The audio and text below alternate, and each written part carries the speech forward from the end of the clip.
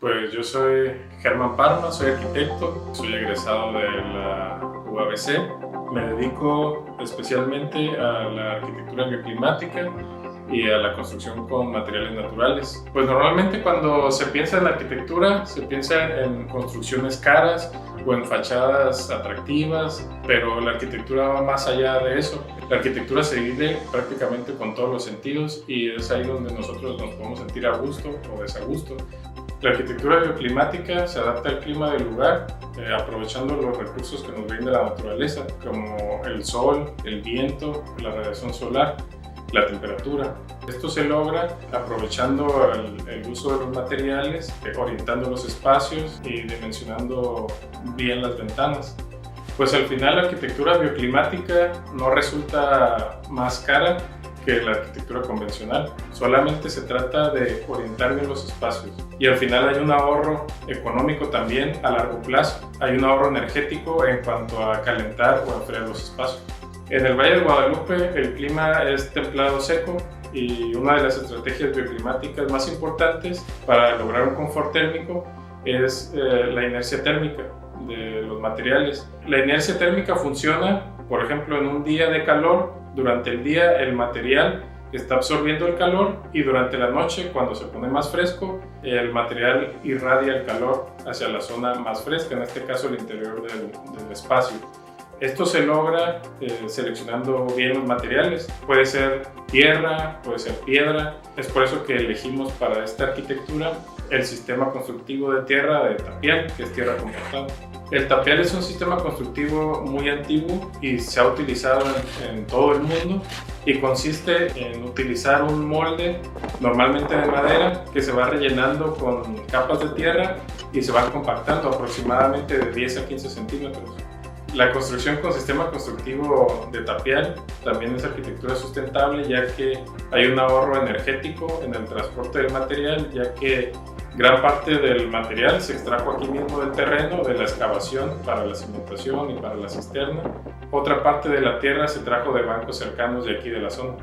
Además, creo que en la arquitectura es importante también que los proyectos se integren al paisaje y utilizando este tipo de sistemas constructivos de tierra, como en este caso que se extrajo el material de aquí mismo del terreno, es fácil que se adapte, tiene los mismos colores del paisaje y de la vegetación del lugar.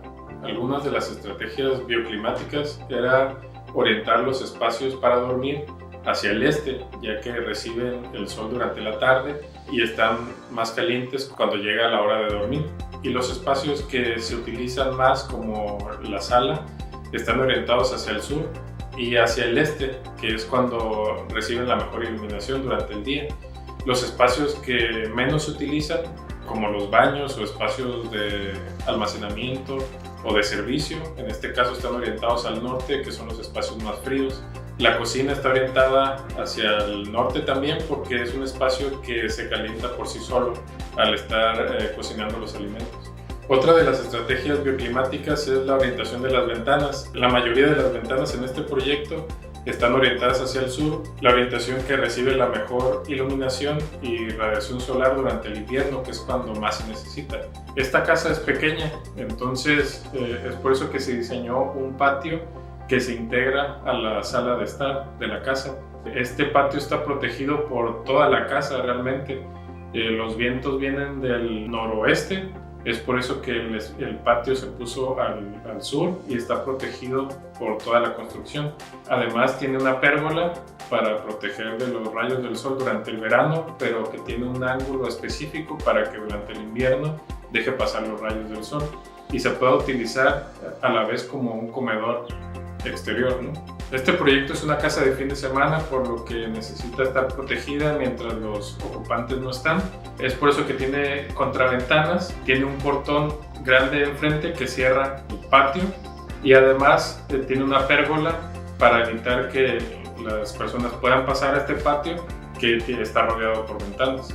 Para mí es importante dejar los materiales aparentes, que se vea tal cual el material. El sistema constructivo de tapial, que combina diferentes tonos de tierra y se ve muy atractivo, y también el concreto en pisos y en muebles, así aparente, y la madera en los muros y en el piso de la terraza y en la pérgola. La madera se selló mediante un proceso de quemado. Es un proceso natural también que ayuda a protegerla contra la intemperie y los insectos principalmente.